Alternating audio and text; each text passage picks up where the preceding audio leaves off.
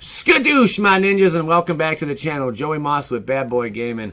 This is a really exciting video. One, Ugin has finally been spoiled in his ultimate planeswalker form. We're going to get to that in a minute. Also, there's a few other spoilers to go over. But on top of all that, my fans sent me something crazy. If you hang out after spoilers, I opened some fan mail, and there's been one card that I really wanted ever since I was a little kid. And I just never picked it up, and then it started getting a little steep in price, you know, in value and whatnot. And one of my fans was crazy to send it to me. I mean, this is my favorite artwork, period, end of story for this kind of type. It is absolutely amazing. I hope you guys stick around after the spoilers to check it out. It's really cool. But let's get into the spoilers for now. Starting off, Bond of Passion is a 6-drop. Gain control of target creature until end of turn. Alright. Untap that creature. It gains haste until end of turn. Bond of Passion deals 2 damage to any other target. It's a sorcery. It's a 6-drop. This could have been a common. If for a 6-drop sorcery, I just don't see it being played. It's way too pricey. Now, there's already cards like Act of Treason, I believe. It's a 3-drop. 2 colorless and 1 red to cast, and it's sorcery speed as well. The only perk you're getting from this is an additional 2 damage.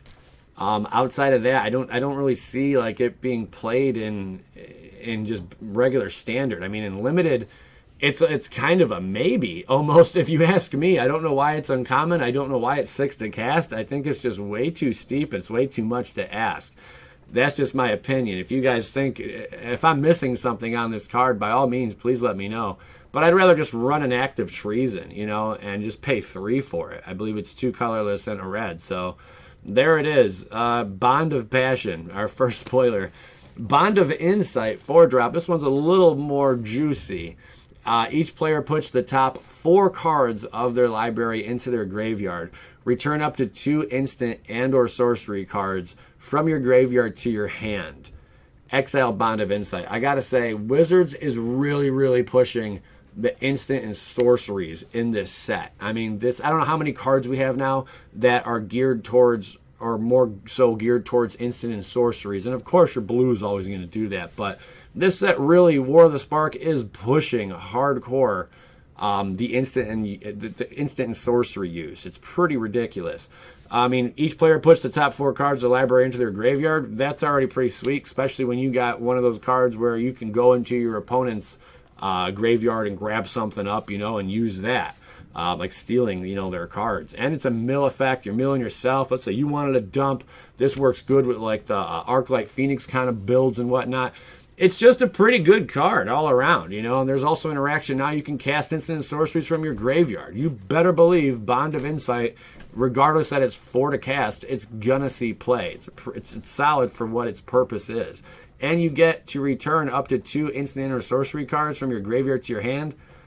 Powerful, man. Very powerful card. It's going to see some play, especially in those crazy wicked control builds. Next we have Bond of Revival. It's a 5-drop. Sorcery speed. Return target creature card from your graveyard to the battlefield. It gains haste until your next turn. Not bad, but when there's also cards, there's a legendary sorcery out there. I believe it's 2 black and 3 colorless to cast. Someone correct me if I'm wrong. But what it does is very similar to this, except you're able to destroy, and I think it says target creature or planeswalker. You're able to destroy a creature or planeswalker and also return target creature or planeswalker from a graveyard to the battlefield under your control. I mean, that is extremely powerful, and it's essentially the same converted mana cost to cast it. You do have to have a legendary permanent on the battlefield. That is a stipulation of Yawgmoth's Vile Offering.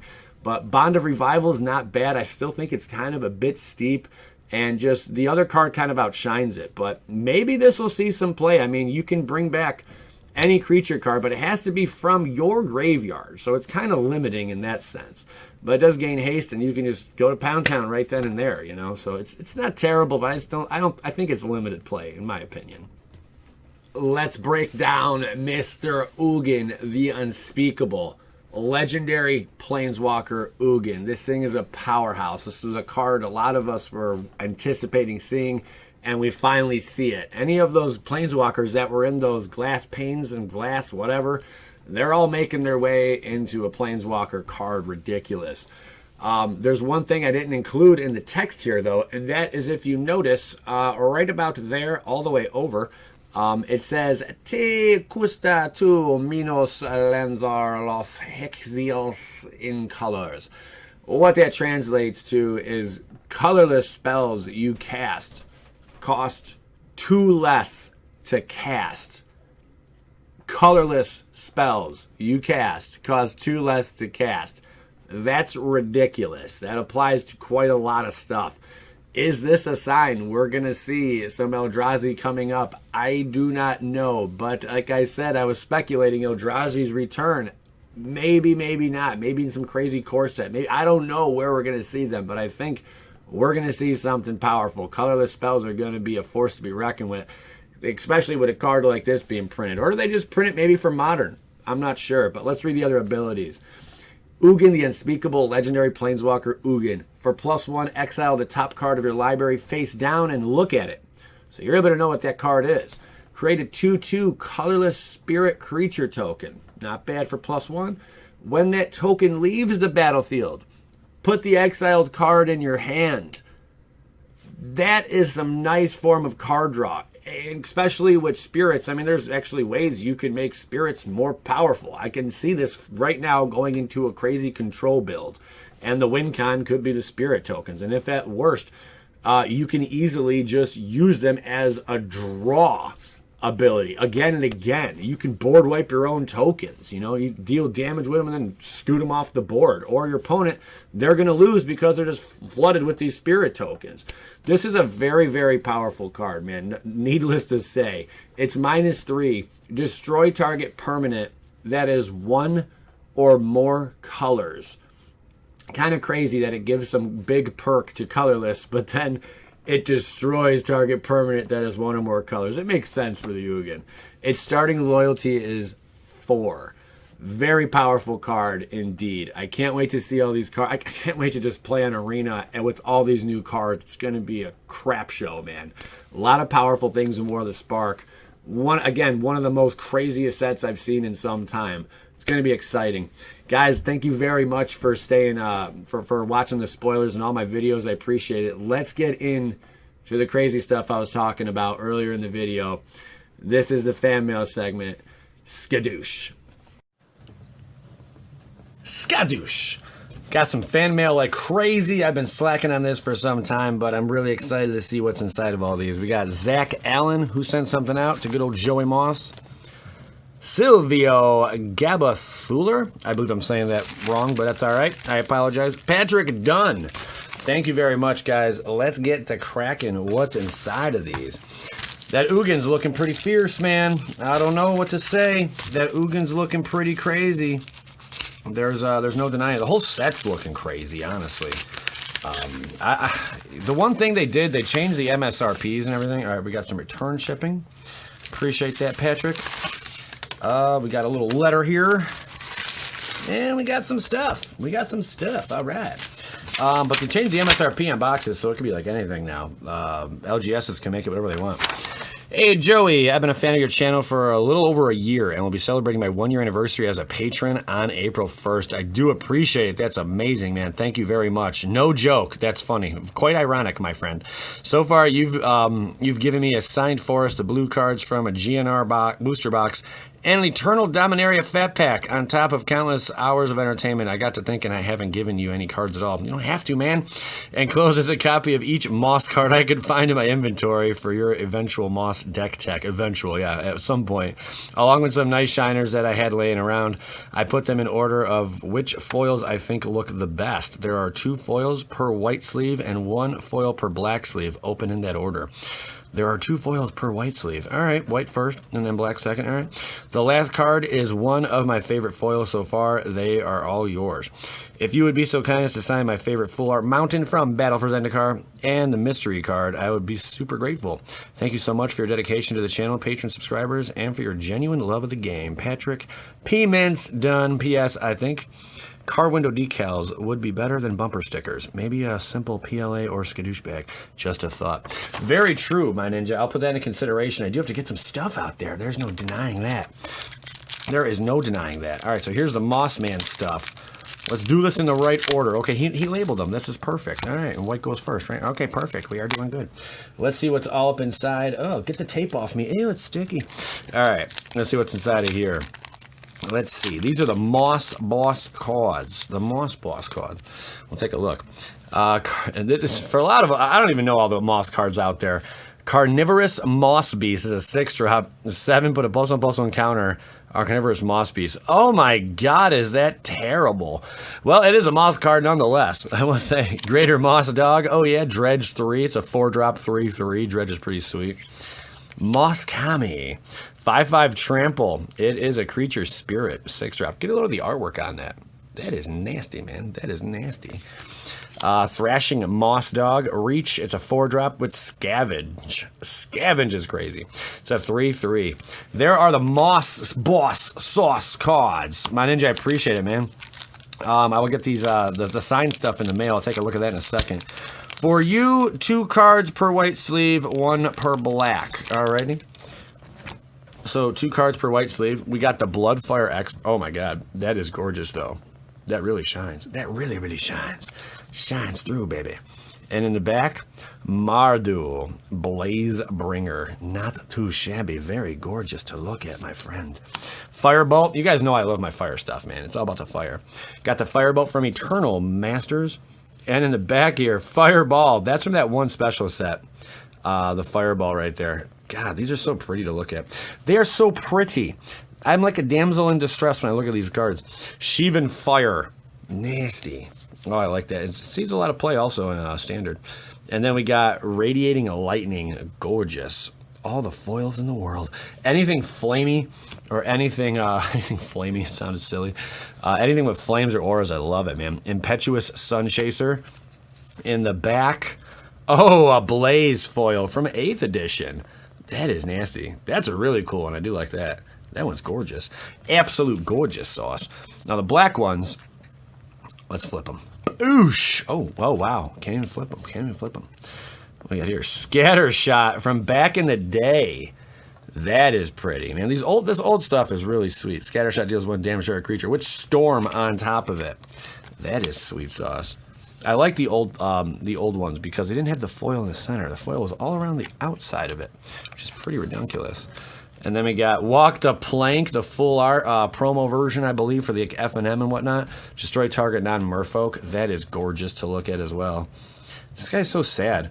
He's like looking down like here. He's like, what happened to it? It used to be big. Oh, that's terrible. We have fun. We have fun. Hot dogs. And then we got Exclusion Mage. Nice card right here. Exclusion Mage foil. This says see quite a bit of play as well. 3-drop Exclusion Mage with the auras and all that awesome sauce. Very awesome, man. Thank you, Dunn. Dunn, you outdone yourself here, Dunn. There you go, Dunn. Dunn, thanks, man. And then to sign, I'm going to put these aside. See what's up in here really quick. We got the Mountain Foil Goat token. You can't go wrong with that. So we'll get both of these back to you, my ninja. I do appreciate it. I'll get these out to you. And you already have the shipping ready to go. That makes everything expedited. Everything happens quickly. Hooray! I love it. He has a return shipping address. Bam! See that? Gorgeous. Love it. With his information on there as well. Thank you, man. Silvio Gabble-Thuler? Silvio Gabble-Thuler. Yeah, you know, whoa, this looks like it. Oh, it's already opened. Why is this already opened? I guess the sticky stuff wore off, huh? Sticky stuff wore off. What is going on here? Whoa, what is happening here? What is happening here? I promise you I did not open this. Firemind's Research and Burning Sun's Avatar. Salvio sent this. There is no information inside of it whatsoever, though. There is no information in here. So we got 2 packs. I'm assuming, Salvio, this is for me to keep, man. I think. Let me know. Firemind's Research, the foil. Jesus Christ. Powerful, powerful. Grind to Dust. You'd think they put like a 2 in there, but there's no 2 in there. Just Grind and Dust. Absolutely awesome. Oh, some foreign stuff up in here. I can't even pronounce it, but it looks sweet. That looks gorgeous. Let's try to say it. Tadsbrocken Golitha Kefar. I did well, huh? Oh, I like the artwork on that one. Biskoffen Dora Wiedergerbot. Man, I was way off. Times 2 of them. And a Bishop of Rebirth, all foiled out, man. That is pretty sweet. Bishop of Rebirth's pretty nasty as well. Vampires. What happened to my vampires, man? I gotta see some Vampire Tribal coming back. This is the one of the promos, Burning Sun's Avatar. I can't remember how you got this, but they made quite a bit of these. Pretty sweet, though. I like the artwork on it. Burning Sun's Avatar. The Phyrexian Hydra. I think it's Phyrexian. I don't know. Phyrexian Hydra. It sounds very tough. The Goring Ceratops. Sweet card if you could ever pull it off. Too bad it's only a 3/3. They should have made it a 4/4. Epic fail, Wizards. Overwhelming Denial. Sounds like every girl ever asked on a date. Happens all the time. Dispossess. Sweet artwork on that one. Absolutely shiny. That's a nice shiner. And Abstort Wak van Arastin. Fliegend die Oberst Wak van Erhard. Yep, +1/+1 for Jedi Andre. Creator die du Controllerist and F Dur Maindestnieren. +1/+1 minus Marque Elite 4 Legian. +1/+1 Marque off in Kruter Din Gilwol. Yep, that'll I do. I would give myself an A+. Home run. Hooray. Thank you very much, Silvio. I appreciate that, man. My ninja. Got this little black border here. Pretty awesome sauce.